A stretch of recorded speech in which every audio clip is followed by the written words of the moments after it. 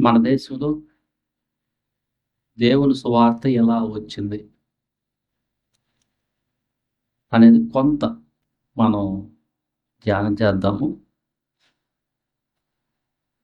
ఎందుకంటే మనకి చరిత్ర తెలిస్తే మన ఫెయిత్‌కి సపోర్ట్ ఇంకా చాలా బాగుంటుంది. మనకి దేవుని లేఖనం ప్రధానమైంది.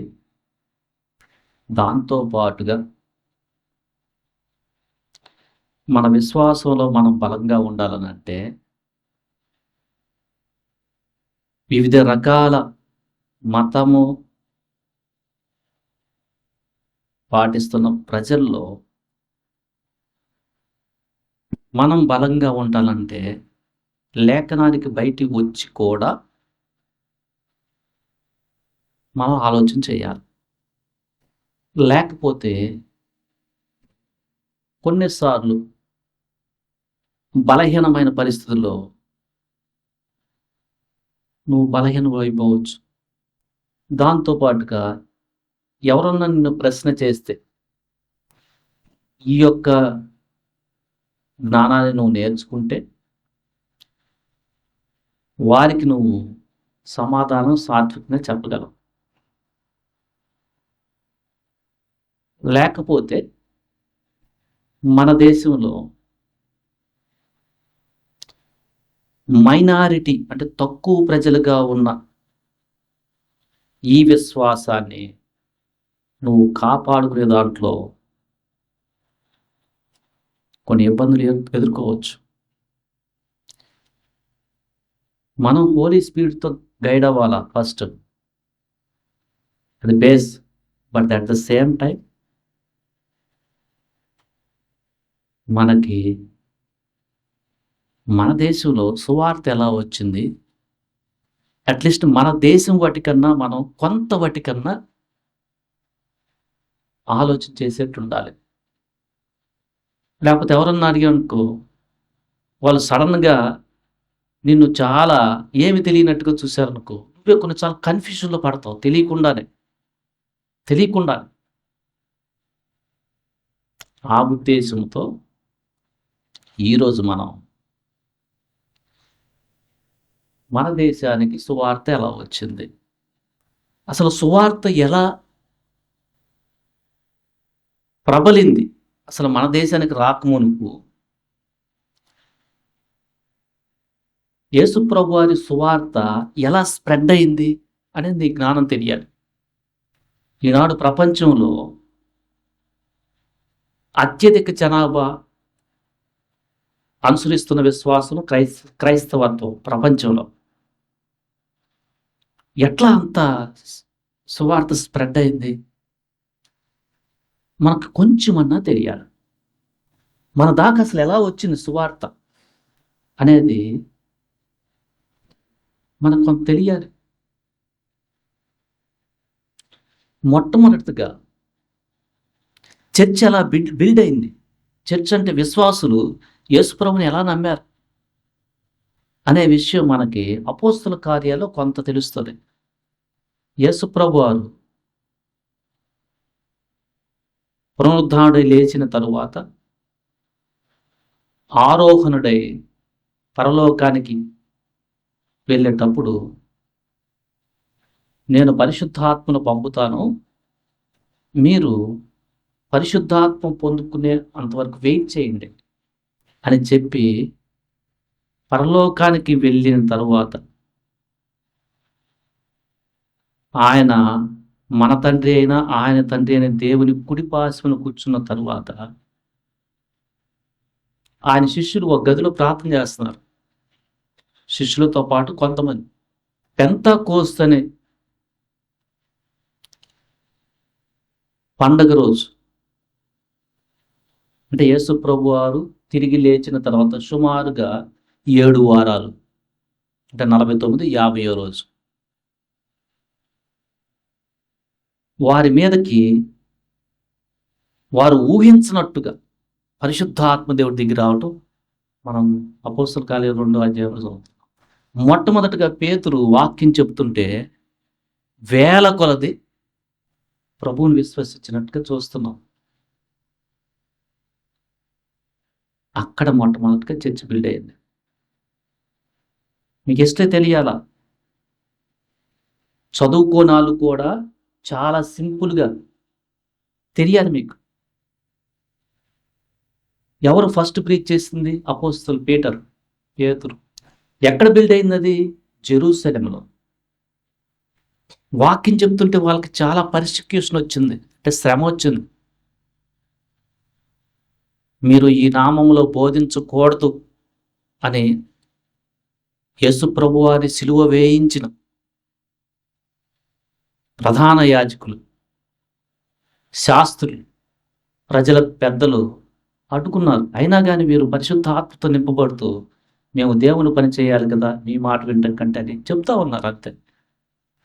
ప్రభు కార్యాలు చేస్తా ఉన్నాడు. యెరూషలేం దేవాలయంకి వెళ్తుంటే ప్రార్థన కోసం కుంటివాడు స్వస్థపరచబడితే అక్కడ వాక్యం చెప్తే ఇంకో 1000 మంది. సో అద్భుతాలతో ప్రభు కార్యాలు చేయటం వలన యాడ్ అవుతున్నారు చర్చిలో. అలా ఫస్ట్ బిల్డ్ అయింది యెరూషలేం. ఆ తర్వాత యెరూషలేం నుంచి సమరయకి వెళ్ళింది. సమరయ అనే ప్రాంతాన్ని పాత నిబంధనలో షోమ్రోన్ అని కూడా అంటారు, గుర్తుపెట్టుకోండి. ఆహాబు పరిపాలించే కాలంలో షోమ్రోన్, అదే సమరయ. ఎవరు సమరయకి సువార్తను తీసుకెళ్లారు అంటే అప్పుడు గొప్ప శ్రమను బట్టి ఫిలిప్పు, అపోస్తలుల కార్యం 8వ అధ్యాయంలో ఆయన సమరయ వైపు వెళ్ళిపోయాడు. వెళ్తా వాక్యం చెప్తా ఉన్నాడు. అక్కడ ప్రజలు రక్షణ పొందారు. సో ఇప్పుడు సమరయకి అంటే యెరూషలేం పక్కన ఉన్న ప్రాంతానికి కూడా స్ప్రెడ్ అవుతుంది. ఆ తర్వాత ఇథియోపియా, ఒక నపుంసకుడు యెరూషలేంకి ఆరాధన చేసి వస్తా ఉంటే ఆయనకు సువార్త చెప్పాడు.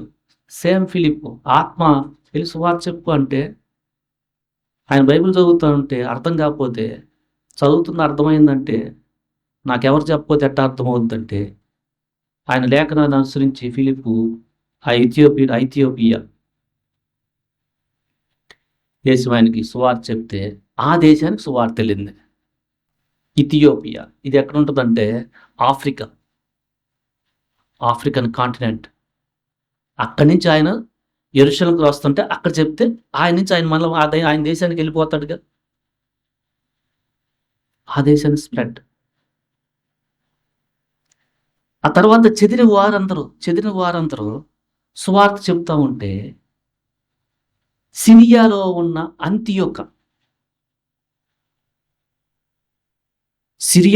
అంతియోక ప్రాంతంలో చర్చ ఏర్పడింది. మొట్టమొదటగా క్రైస్తవులని అక్కడున్న చర్చిలో ఉన్న వారిని అన్నారు. క్రైస్తవులనే పదము సిరియా చర్చిలో ఉన్న పీపుల్ని మొట్టమొదటిగా పిలిచారు. అంటే వీళ్ళు క్రీస్తుని అనుసరిస్తారని. ఇంకప్పటి నుంచి క్రైస్తవులు క్రిస్టియన్స్. ఆ తర్వాత అంతియోకులో నుంచి ఆసియా మైనర్లో ఉన్న ప్రాంతాలకి పౌలు బర్నబాల చేత వాళ్ళు మిషనరీకి పంపిస్తే వాళ్ళు అక్కడ సువార్త చెప్తే ఆసియా మైనర్ అంటే టర్కీ, అక్కడున్న ఆ సరౌండింగ్ ప్రాంతాల్లో సువార్త వెళ్ళింది. ఆసియా మైనర్లో కూడా అంత్యోక అనే పేరు ఇంకొకటి ఉంది, అక్కడ కూడా వెళ్ళింది. ఈకోనియా, లుస్త్రా, అక్కడతనే తిమోతి. తర్వాత 2వ జర్నీకి వెళ్ళారు. ఈసారి యూరప్కి వెళ్ళింది. పౌలు, సైలస్ యూరప్కి వెళ్ళింది సువార్త. అంటే ఎక్కడ? యూరప్ ప్రాంతంలో ఉన్న ఫిలిప్పి పట్టణానికి వెళ్ళింది. కొరింథ్, తెస్సలోనిక, ఏథెన్స్ ప్రాంతాలకి సువార్త వెళ్ళిపోయింది. చాలామంది అంగీకరిస్తూ ఉన్నారు. అంగీకరించే వాళ్ళు మొట్టమొదటగా పేతురు చెప్పిన సువార్త ఎవరికి? యూదులకి. యెరూషలేములో ఎవరుంటారు? ఎక్కువ మంది యూదులు. వాళ్ళు అంగీకరించారు. అంతియొక్క చర్చి ఏర్పడేదానికి కొంతమంది అన్ని జనులు కూడా అంగీకరించడం మొదలు పెడుతున్నారు. ఇక పౌలు సువార్తకి వెళ్ళినప్పుడు యూదులకు చెప్తున్నారు, యూదుల నుంచి పోరాటాలు వస్తుంటే మేము అన్ని జనులకు వెళ్తాము. మన లాంటి వారికి సువార్త చెప్పారు. తర్వాత 3వ జర్నీలో మనం ఎఫెస్సికి వెళ్ళటం. అక్కడ పౌలు దాదాపు 3 సంవత్సరాలు పరిచయం చేయటం, తిమోతిని అక్కడ చర్చి ఎల్డర్గా పెట్టడం. చూసుకో ఎఫెస్సి సంఘాన్ని. సో వారు సువార్త చెప్తూ కొంత అయిన తర్వాత అక్కడ ఉన్న లోకల్ వారిని పెద్దలుగా నిర్ణయించి, మీరు ఇంకా చూసుకోండి, మేము వేరే చోటకి వెళ్ళాలి కదా వెళ్తున్నారు. ఆ తర్వాత కొంత సమయానికి ఆ చుట్టుపక్కల ఉన్న ప్రాంతాలు మొట్టమొదటిగా అంగీకరించింది పేదవారైతే ఎక్కువ మంది రాజులు కూడా అంగీకరించడం మొదలుపెట్టారు. రాజులు 2వ సెంచురీ, 2nd సెంచురీ ఏడి అంటే క్రీస్తు శకము 100 నుంచి 199 అని అర్థం. తర్వాత 3వ శతాబ్దం క్రీస్తు శకం అంటే క్రీస్తు శకం 200 నుంచి 299 చాలా స్ప్రెడ్ అయిపోయింది. యేసు ప్రభువారిని నమ్ముకున్న మిగతా శిష్యులు ఆయా ప్రాంతాల్లో పరిచయం చేయడం మొదలుపెట్టారు. మార్కు, మన మార్కు సువార్త రాశారు కదా, ఆయన అలెగ్జాండ్రియా ఈజిప్ట్లో ఉంటుంది. ఆ పేర్లు మీకు తెలియాలి. అలెగ్జాండ్రియా ఆ పేరు ఎట్లా వచ్చిందంటే అలెగ్జాండర్ ద గ్రేట్ బట్టి ఆ పట్టణానికి ఆ పేరు పెట్టారు. ఈజిప్ట్లో అది చాలా ఫేమస్. అక్కడ మంచి చర్చ్ ఏర్పడింది. ఆ తర్వాత మనకి సిరియాకి పైన ఉన్న ప్రాంతంలో ఎడెస్సా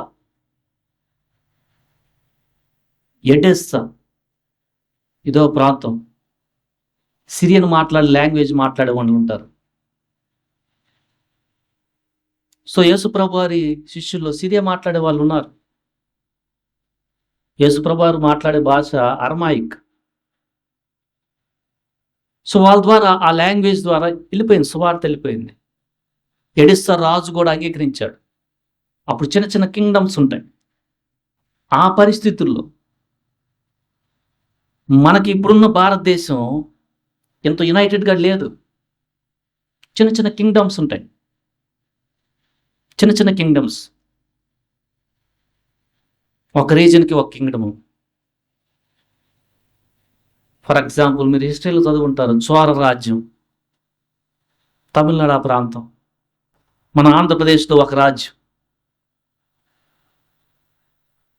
సో చిన్న చిన్న కింగ్డమ్స్ ఉండేవి అప్పుడు. ప్రపంచంలో కూడా అక్కడక్కడ ఇలాంటి చిన్న చిన్న కింగ్డమ్సే ఉండేవి. ఆ కింగ్డమ్స్ రాజులు ఉండేవారు. వాళ్ళు కూడా అంగీకరించడం మొదలుపెట్టారు. ఇలా బ్రిటన్కి వెళ్ళింది. 2వ శతాబ్దం చివరికల్లా బ్రిటన్కి వెళ్ళింది, అంటే లండన్ అక్కడికి. అలాంటి పరిస్థితుల్లో మన దేశానికి ఎప్పుడు వచ్చింది సువార్త అనేది చూస్తే, ఆ సమయం కల్లా ఎడెస్సాలో ఉన్న మంచి సంఘం నుంచి ఆర్మేనియా సువార్త వెళ్ళిపోయింది ఆయా దేశాలకి. మనకి అట్లా సువార్త ఎప్పుడు వచ్చింది? అనే దాంట్లో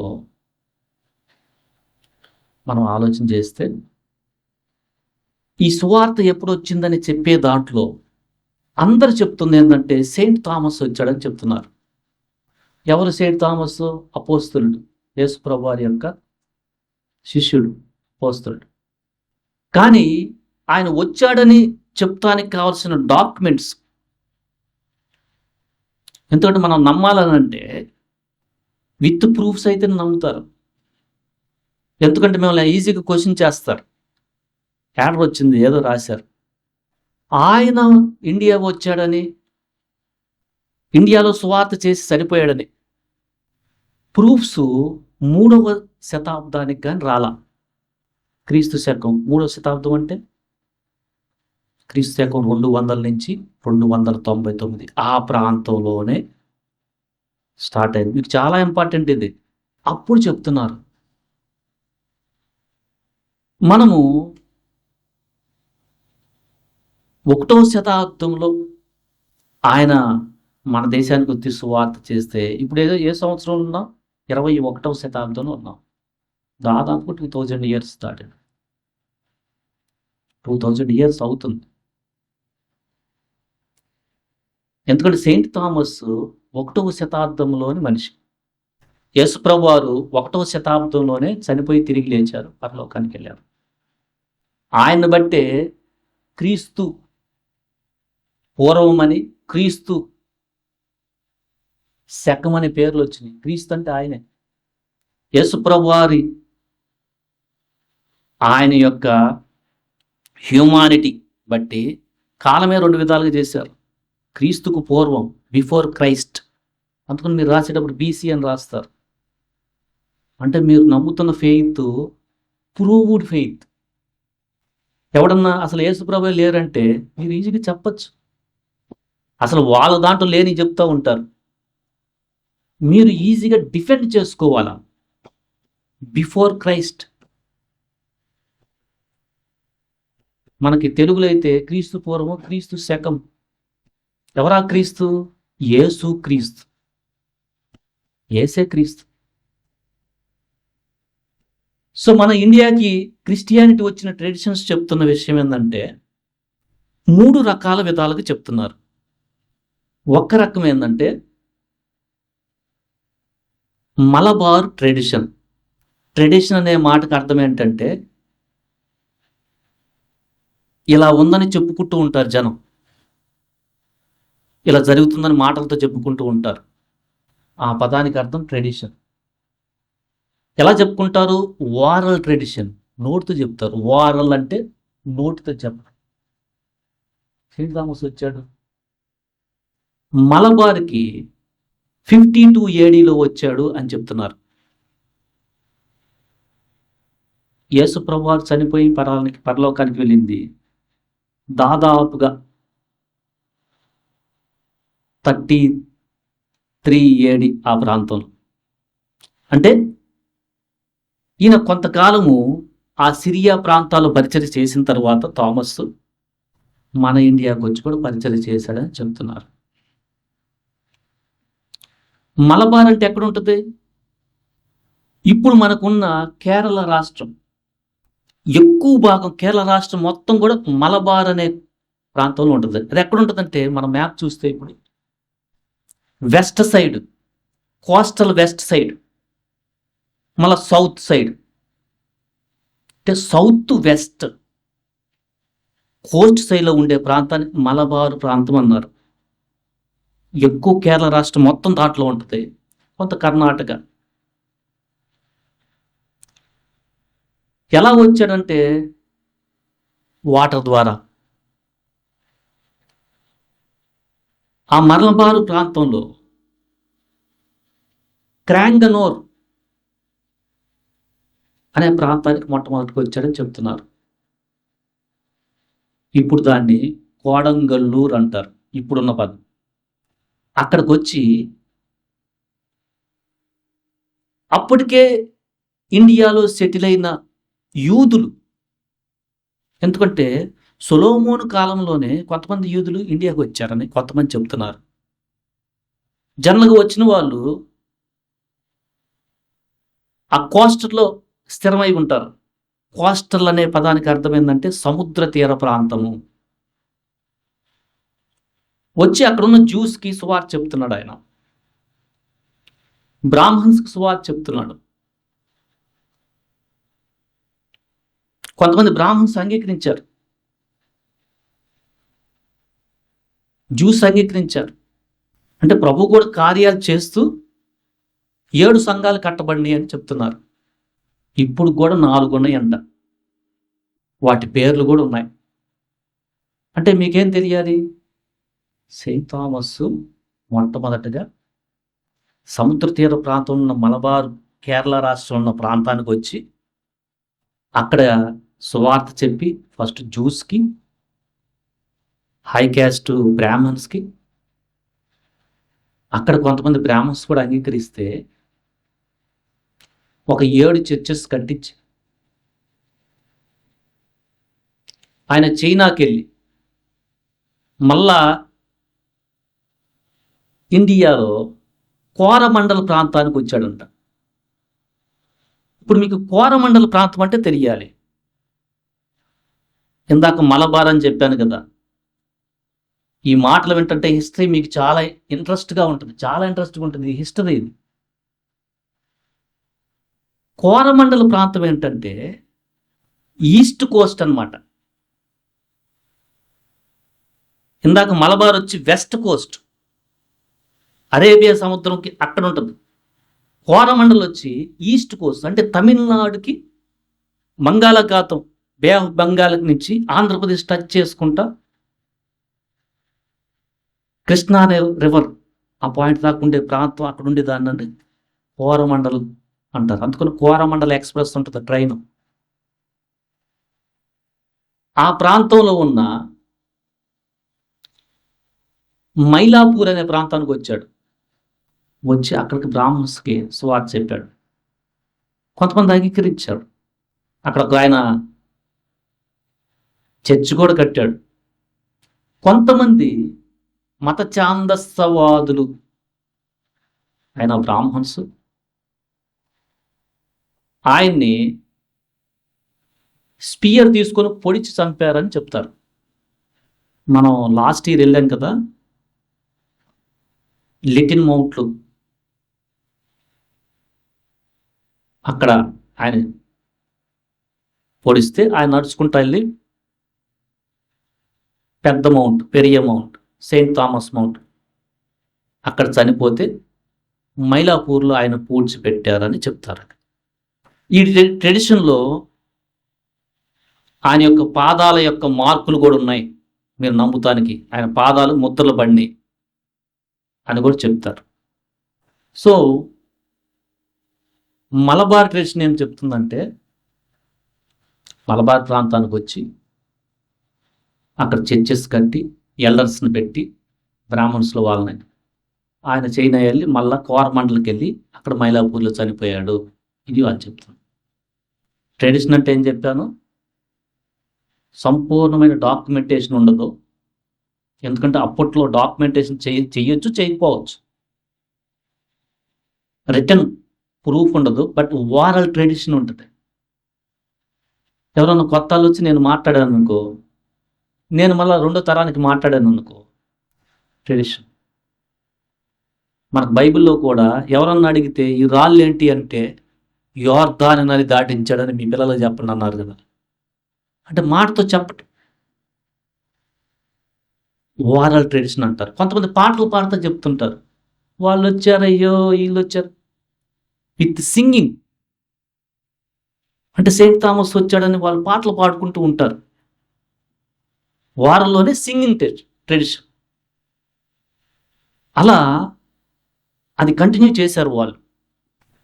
రెండవ ట్రెడిషన్ వచ్చి క్రీస్తు శకం 3వ శతాబ్దం సమయంలో సిరియా భాషలో గాస్పల్ ఆఫ్ తోమా అనేది సిరియా భాషలో రాశారు. ఆ తోమా చదివితే మనకు కూడా ఆన్లైన్లో కూడా ఉంటుంది ఆ డాక్యుమెంట్. అంటే మొట్టమొదటి డాక్యుమెంట్ ఎప్పుడు దొరికింది? 3వ శతాబ్దంగా దొరకలేదు.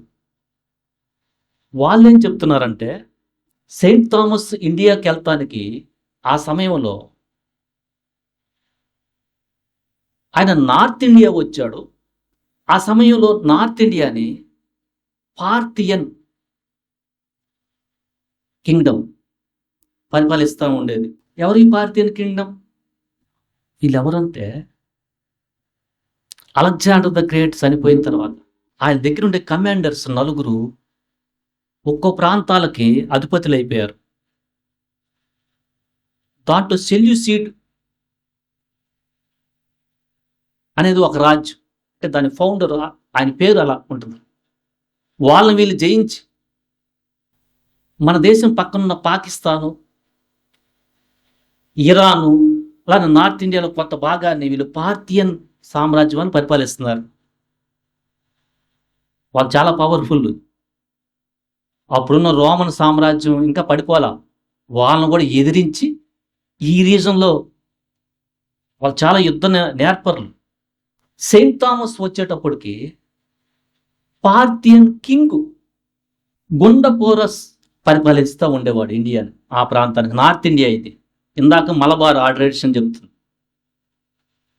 నార్త్ ఇండియా అంటే తెలుసుగా మీకు, మ్యాప్ పైన ఉంటుంది. ఇప్పుడు ఎక్కడ? పంజాబ్, కాశ్మీరు, ఇప్పుడున్న ఢిల్లీ. ఆ దాంట్లో నార్త్ ఇండియాలో ఉన్న కొంత భాగాన్ని వాళ్ళు ఆల్రెడీ వచ్చేసారు. ఎందుకంటే అప్పట్లో నార్త్ ఇండియా నుంచి స్టార్ట్ అవుతారు అవుట్ సైడర్స్. ఎందుకంటే ఆరియన్స్ కూడా మన దేశానికి ఆరియన్స్ వచ్చినప్పుడు నార్త్ ఇండియా నుంచి స్టార్ట్ అయ్యారు. సో ఈ ట్రెడిషన్ చెప్తుంది ఏంటంటే దీన్ని వెస్ట్రన్ ట్రెడిషన్ అంటారు. అంటే వెస్ట్రన్ అంటే యూరోపియన్ ట్రెడిషన్ అని కాదు ఇది. స్వార్థ అప్పటికి ఇంకా లండన్లో రాలా. లండన్లో వచ్చింది 2వ శతాబ్దంకి వెళ్ళింది. మిమ్మల్ని ఎవరన్నా ఏంట్రా ఈ మతం బ్రిటిష్ వాళ్ళు తెచ్చారు అంటే మీరు అసలు ససేమిరే వాళ్ళతో అగ్రిమెంట్ అవ్వద్దు. బ్రిటిష్ వాళ్ళుగా తెచ్చింది ఇది. ఫస్ట్ మన దేశానికి వచ్చిన తర్వాత బ్రిటిష్ వాళ్ళ దగ్గర మనకు మొదటి శతాబ్దంలో వస్తే వాళ్ళకి 2వ శతాబ్దంలో వెళ్ళింది. ఈ ట్రెడిషన్ ఏం చెప్తుందంటే ఆ బుక్ అపోస్తల్ థామస్, ఆ పుస్తకంలో ఏం రాస్తుందంటే కొంత సమయం తర్వాత శిష్యులు ఏ ఏ ప్రాంతానికి వెళ్ళాలో చీట్లు వేసుకున్నారంట. లార్డ్స్ జ్యూస్లో ఆ ట్రెడిషన్ ఉంది. ఎందుకంటే 12వ అపోస్తలుడు యూదా ఇస్కరియోతు ఆయన అనుకుంటే చనిపోయిన తర్వాత చీట్లు వేస్తే ఒక అపోస్తలుడు వచ్చారు. ఆ ట్రెడిషన్ ప్రకారం ఏ దేశానికి ఎవరు సువార్త వెళ్ళాలి లార్డ్స్ చేసుకున్నారు అనమాట. ఇంగ్లీష్లో లార్డ్స్ అంటారు. ఈయనకి ఇండియా అని వచ్చింది. నేను పోనంటాడు. యేసు ప్రభు వారు ఒక డ్రీంలో వచ్చి ఆయన బలపరిస్తే స్టార్ట్ అయ్యాడని చెప్తున్నారు. ఆయన అప్పటికి సిల్క్ రోడ్ అంటే నడకతో స్టార్ట్ అయింది. అట్లా ఆయన నార్త్ ఇండియా వచ్చాడు. వచ్చి పార్థియన్ కింగ్ దగ్గర ఒక ఆయన మర్చెంటు పనిచేస్తాను వెళ్తుంటే ఆయనతో పాటు ఈయన ఎంటర్ అయ్యాడు. ఒక మర్చెంట్ దొరికాడు ఆయనకి. ఆయన వెళ్తున్నాడు, ఇండియా వెళ్తున్నాడు, కలిసి వెళ్ళారనమాట. ఆ పార్థియన్ కింగు సెయింట్ థామస్కి ఒక పని ఇచ్చాడు, బిల్డింగ్ కట్టేయని. సెయింట్ థామస్ ఏం చేశాడంటే ఆ డాక్యుమెంట్లో రాసింది, ఆయన ముందే డబ్బులు ఇస్తే ఆ డబ్బును మొత్తం పేదాలకి ఖర్చు పెట్టేశాడంట. ఇంకా ఆయన కోపగించుకొని జైల్లో వేశాడు. ఆ కింగ్కి ఒక తమ్ముడు ఉన్నాడు, గ్యాడ్, GAD అని ఉంది పేరు. ఆయన చనిపోయాడు. చనిపోతే ఈయన ప్రార్థన చేస్తే ఆయన మళ్ళా ప్రాణం పొందాడు. ఆ కింగు ఏంటో ఇచ్చిన డబ్బులు నువ్వేంత పేదాలకు ఇచ్చావంటే సెయింట్ థామస్ ఏం చెప్పాడంటే నీకు అక్కడ బిల్డింగ్ కడుతున్నాను పరలోకంలో అన్నాడంట. ఆయన కోపం వచ్చింది. ఇప్పుడు వీళ్ళ తమ్ముడు చనిపోయి వెళ్ళి వచ్చాడు కదా, అక్కడ నీకు కట్టిన బిల్డింగ్ చూసి వచ్చానని చెప్పాడు వీళ్ళ తమ్ముడు. ఇంక వాళ్ళిద్దరు బాప్టిజం తీసుకున్నారు. అంటే రాయల్స్ రాయల్స్ అంటే రాజరికంలో ఉన్న చేసేవాళ్ళు కూడా యాక్సెప్ట్ చేశారు. ఆ తర్వాత ఆయన ఇంకో ప్రాంతానికి వెళ్ళాడు. పక్కన చిన్న చిన్న కింగ్డమ్స్ ఉంటాయి కదా, ఆ ప్రాంతంకి వెళ్తే ఆయనకి చాలా కోపం వచ్చింది. చంపేశాడంట, అంటే చంపించాడు. పాతి పెడితే ఆయన కొన్ని రోజుల తర్వాత మళ్ళా కనపడలేదంట. ఆ ఎముకలు ఉంటాయి కదా, తర్వాత వాళ్ళు చెప్తుంది ఏంటంటే ఈ ఎముకలను తీసుకెళ్ళి ఎడెస్తా అని చెప్పాం కదా ఇందాక, సిరియా, ఆ ప్రాంతాన్ని తీసుకెళ్ళి అక్కడ కూడా పూడ్చిపెట్టారు అని చెప్తున్నారు ఈ ట్రెడిషన్. ఆ ప్రాంతం పేరు కూడా ఉంది, మజ్జిస్, అట్లా ఉంది. ఇది వెస్టర్న్ ట్రెడిషన్. వెస్టర్న్ అంటే యూరోపియన్ అని కాదు, మెసపటోమియన్ ట్రెడిషన్. మెసపటోమియా అనే పదం విన్నారు మీరు? మెసపటోమియా మీకు కల్చర్స్లో వస్తాయి, సివిలైజేషన్స్లో. మెసపటోమియా అనే ప్రాంతం ఏంటంటే బైబిల్లో ఆది కాండంలో మొట్టమొదటిగా యూఫ్రటీస్ నది, టైగ్రస్ నది అని చెప్తూ ఉంటారు కదా, ఆ రెండు మధ్యలో ఉండే ప్లెయిన్ అంటే మైదానాన్ని, ఆ ప్రాంతాలని, అక్కడ ఉండే దేశాలని మెసపటోమియా ప్రాంతం అంటారు. ఈ ట్రెడిషన్కి ఇంకో పేరు ఏంటంటే మెసపటోమియా ట్రెడిషన్ అని కూడా అంటారు. సో ఈ ట్రెడిషన్ కూడా ఏం చెప్తుంది, వచ్చాడు, ఇండియాలో చనిపోయాడు, ఎముకలు ఏమన్నా వాళ్ళు తీసుకెళ్ళారు, ఎడస్తా అనే వారి ప్రాంతాన్ని తీసుకెళ్ళిపోయారు. సెయింట్ థామస్ ఇండియాకు రాకముందు ఆ ఎడస్తా అనే సిరియా ప్రాంతంలో పరిచయం చేస్తుంటాడు. అందుకని కదా అక్కడ తీసుకెళ్లారు. ఎందుకంటే ఇండియా వచ్చింది 52 AD, యేసు ప్రభువు చనిపోయి తిరిగి లేచింది 33, గ్యాప్ ఉంది కదా. ఇక మూడో ట్రెడిషన్, దీన్ని మైలాపూర్ ట్రెడిషన్ అంటారు.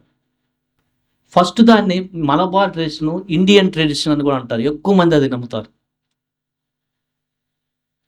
ఈ మూడవది మైలాపూర్ ట్రెడిషన్. ఏంటి మైలాపూర్ ట్రెడిషన్ అంటే, ఈ ట్రెడిషన్ ఎప్పుడు బిల్డ్ అయిందంటే ఎక్కువ పోర్చుగీసు వారు. పోర్చుగీసు వారు అంటే పోర్చుగల్ అనే ఒక దేశం ఉంది, ఇప్పుడు స్పెయిన్కి పక్కన ఉంటుంది. దాని క్యాపిటల్ లిస్బన్. వాళ్ళు ఇండియాలో ట్రేడ్ చేస్తానికి వాస్కోడి గామా అనే ఆయన పంపించారు. పేరుని ఉంటారు మీరు, వాస్కోడి గామా. ఆయన మంచి సెయిలర్, క్యాప్టెన్. నావకి కొంతమందిని వేసుకొని ఎక్కడుంది ఇండియా కనుక్కోవాలి. ఎందుకంటే సిల్క్ రోడ్లో వీళ్ళు ముస్లిమ్స్ అడ్డొస్తున్నారు. ఈజీగా ఈ గొడవ అంతా ఎందుకు, మనం దీంట్లో వెళ్ళామనుకో ఇక్కడి నుంచి ఈ మార్గం మనకు తెలిసిపోద్ది కదా, చక్కగా బిజినెస్ చేయొచ్చు. ఎందుకంటే మలబారు ప్రాంతమే ఇది కూడా చెప్తుంది ట్రెడిషన్. మలబార్ ప్రాంతం ఆ సమయంలో పెప్పర్ బాగా దొరుకుద్ది అనమాట. అంటే స్పైసెస్ మన ఇండియాలో చాలా ఫేమస్, వాళ్ళకు దొరకవు అక్కడ. స్పైసెస్ అంటే మిరియాలు, మనం ఉంటాయి కదా, మనం బిర్యానీలు వేస్తాం, కొంచెం స్వీట్గా ఉండే, కొన్ని ఘాటుగా ఉండే. ఇవి కేరళ ప్రాంతంలో బాగా దొరుకుతాయని వాళ్ళకి తెలిసిపోయింది, విన్నారు. ఓకే, అక్కడికి వెళ్ళి ఆ ప్రాంతంలో మనం బిజినెస్ చేస్తే మనకి ఇన్కమ్ బాగా, ఎకనమీ బాగా వస్తుంది. వాస్కోడి గామా పంపారు. సో అప్పటికే పోర్చుగల్లో క్రిస్టియన్స్ ఉన్నారు. ఇది ఎప్పుడంటే చెప్పాను కదా 1400, ఈ గ్యాప్ చాలా ఉంది, గుర్తుపెట్టుకోండి. 1498 అంటే 1497లో ఆయన లిస్బన్ నుంచి స్టార్ట్ అయ్యి పడవలో వస్తున్నాడు. అంటే సముద్ర మార్గాన్ని కనుక్కున్నాడు. ఫస్ట్ టైం ఇండియాకి సముద్ర మార్గాన్ని కనుక్కుంది ఎవరంటే మీరు వాస్కోడి గామా అని చెప్పాలి. ఎక్కడి నుంచి, పోర్చుగల్ క్యాపిటల్ లిస్బన్ నుంచి 1907లో స్టార్ట్ అయ్యి ఆయన 1 సంవత్సరం దాదాపుగా పట్టింది. 98లో క్యాలికట్ వచ్చాడు. అది కేరళలో ఉంటుంది. అక్కడ కూడా ఒక నిట్ ఉంది ఇప్పుడు, ఎన్ఐటి. మేము చదువుకున్నప్పుడు ఆర్ఈసి క్యాలికట్ అంటారు. అక్కడికి వచ్చి వీళ్ళు బిజినెస్ చేస్తున్నారు. దాదాపుగా 19 సంవత్సరాలు అయిన తర్వాత 1517 వీళ్ళు మైలాపూర్ కూడా వచ్చేసారు. ఫస్ట్ అక్కడ బిజినెస్ చేస్తున్నారు మలబార్లోనే. ఆ క్యాలికట్ బిజినెస్ చేస్తా వాళ్ళు ఇంకా కోస్ట్కి వస్తుంటారు కదా, కోరమండలకు కూడా వచ్చి మైలాపూర్ వచ్చారు. వీళ్ళు వచ్చినప్పుడు అక్కడ లోకల్ వాళ్ళు చెప్తున్నారు, వీళ్ళు ఆల్రెడీ క్రిస్టియన్సేగా, పోర్చుగల్ ఆల్రెడీ క్రిస్టియన్స్. ఆ లోకల్ వాళ్ళు చెప్తుంటే, అయ్యి మీ ఇండియాలో ఎట్లా చర్చ్ వచ్చిందంటే, సెయింట్ థామస్ వచ్చాడయ్యా, మలబార్ వచ్చి అక్కడ చర్చెస్ కట్టించి మైలాపూర్ వచ్చి ఇక్కడ ఆయన బ్రాహ్మణ్స్ అంటారు అని చెప్తున్నాడు. ఆయన ఒక వెరిఫికేషన్ పెట్టాడు, నిజమా, ఏమైనా సాక్ష్యాలు ఉన్నాయా? అప్పుడు కింగ్ ఉంటాడు కదా, వాళ్ళకి వెరిఫై చేయించాడు. ఒక సాక్ష్యం ఉంది, పేరు కూడా రాశారు. ఆయన మొత్తం చెప్తున్నాడు. కొంతమంది ముస్లిమ్స్ కూడా చెప్తున్నారు, అవునయ్యా వీళ్ళు చెప్పేది మేము కూడా విన్నాం, వాళ్ళు చెప్తున్నారయ్యా మేము కూడా విన్నాం. అంటే different religions people, Hindus Muslims కూడా ఈ క్రిస్టియన్స్తో పాటు అంగీకరించి అవునయ్యా అప్పటి నుంచి ఉంది అని చెప్తున్నారు. వాళ్ళు వెరిఫై చేయించి మనం వెళ్ళాం కదా లిటిల్ మౌంట్, కరెక్ట్ అని వాళ్ళు చర్చ్ బిల్డింగ్స్ కట్టారు. మైలాపూర్లో లిటిల్ మౌంట్లో ప్రార్థన చేస్తుంటే, సెయింట్ మౌంట్లో ఆయన చనిపోతే మైలాపూర్లో ఆయన పాతి పెట్టారు అని ఈ యొక్క ట్రెడిషన్ చెప్తుంది. మొదటి ట్రెడిషను ఈ ట్రెడిషను చాలా దగ్గరగా ఉంటాయి. మొదటి ట్రెడిషన్ కూడా అదే చెప్తుంది,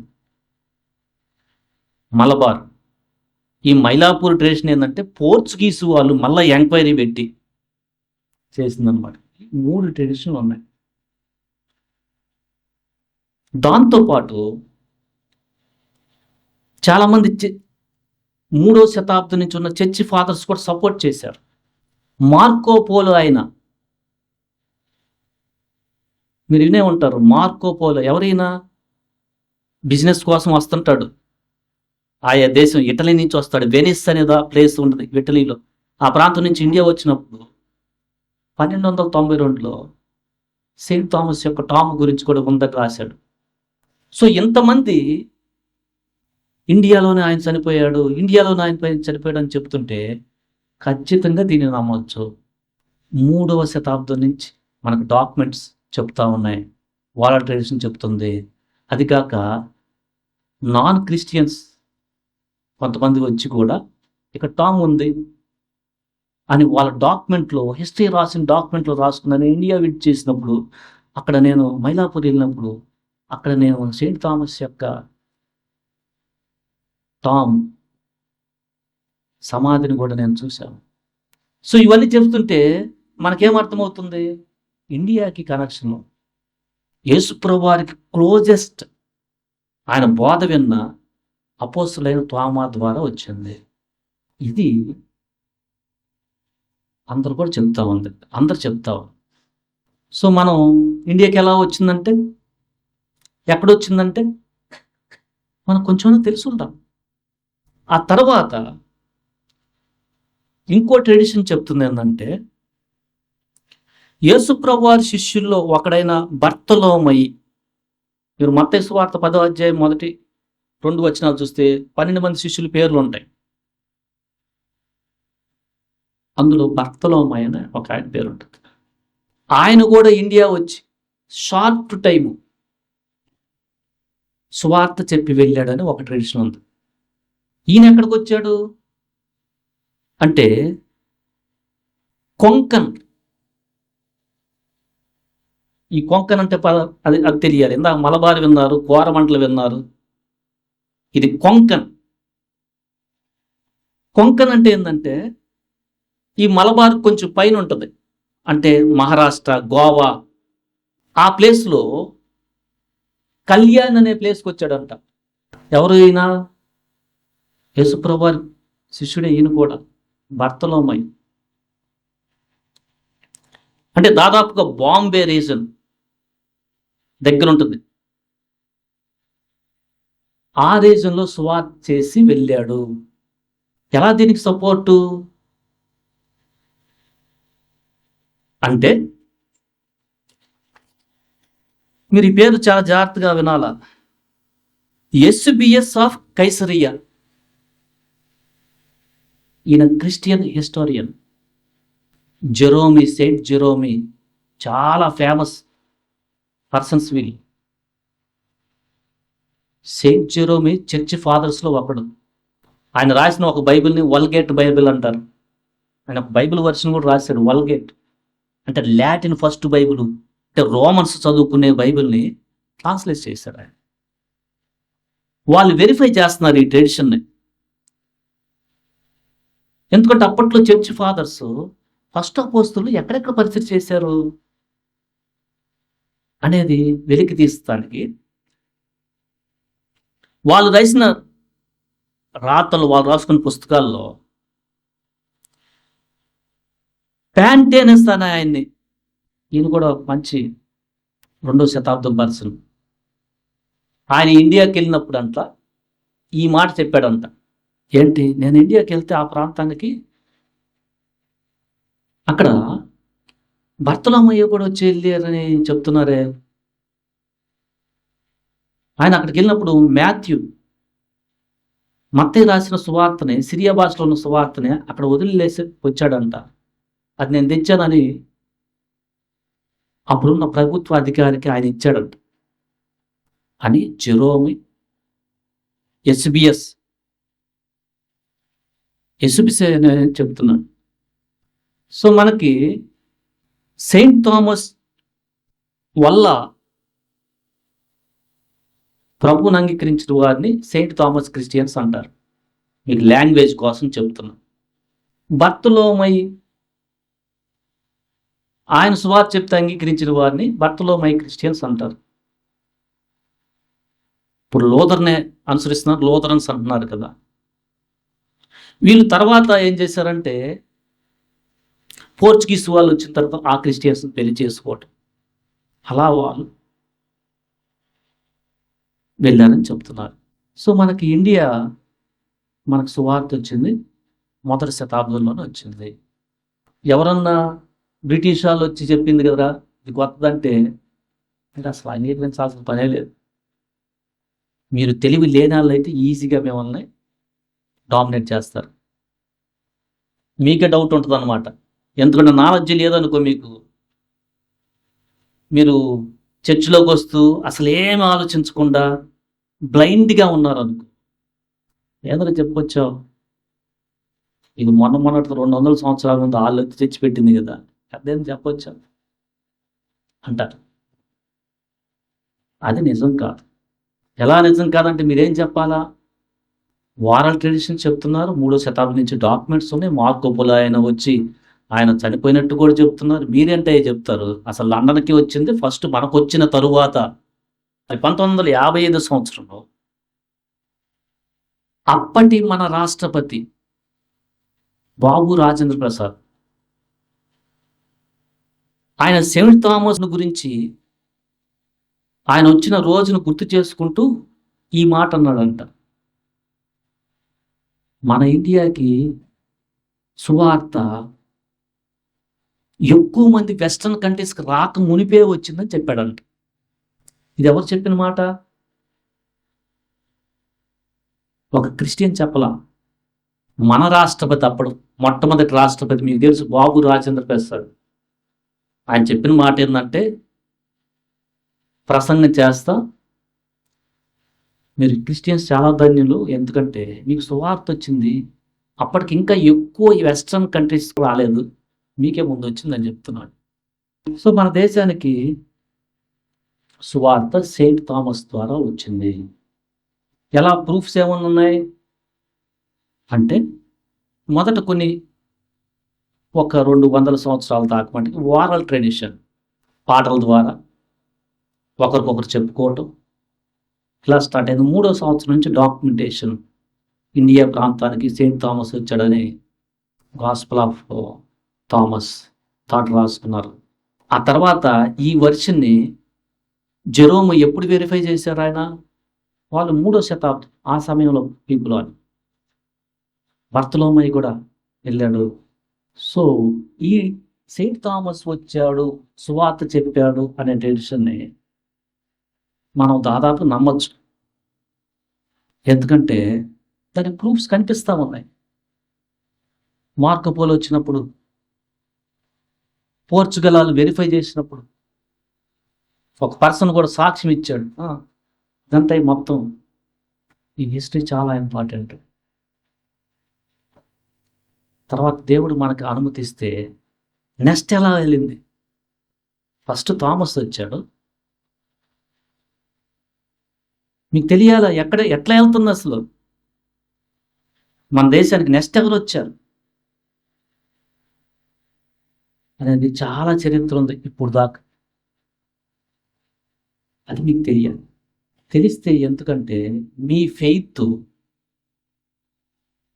చాలా స్ట్రాంగ్ ఉంటుంది, చాలా స్ట్రాంగ్ ఉంటుంది. లేకపోతే మిమ్మల్ని ఇప్పుడు మన ఇండియాలో ఎక్కువ మంది క్రిస్టియన్స్ నమ్ముకున్న మాలాడు మాదిగడని ఏదో ఒకటి అనేస్తారు. మనం చేయాల్సిన పని ఏంటంటే ఎందుకు అక్కడ ఉండిపోయింది, సువార్త ఎందుకు అక్కడే ఉండిపోయింది, ఎక్కడ ప్రాబ్లం అని మనం పోరాడాలి. ఎందుకు ఇగ్నోరెంట్గా ఉన్నారు? ఎందుకంటే తెలుసుకున్న వాళ్ళు అక్కడితో ఆగిపోతున్నారు. ఊరికనే వెళ్తున్నారు చర్చికి, ఏమి తెలియదు, ఏమి చెప్పలేని పరిస్థితిలో ఉన్నారు. ఇంగ్లీష్ వాళ్ళు మొత్తం అంటే ఇంగ్లీష్. దేవుడు మనల్ని తలగా ఉంచాడు కానీ అట్లా కాదు ఉంచింది. మనకు విజ్డమ్ చాలా ఇస్తున్నాడు. మన దేశంలో ఎందుకు అన్ని సంవత్సరాల నుంచి క్రిస్టియానిటీ వచ్చినా ఇంకా ఏంటి ఇలా ఉన్నారు? ఎప్పుడు భారం కలుగుద్ది?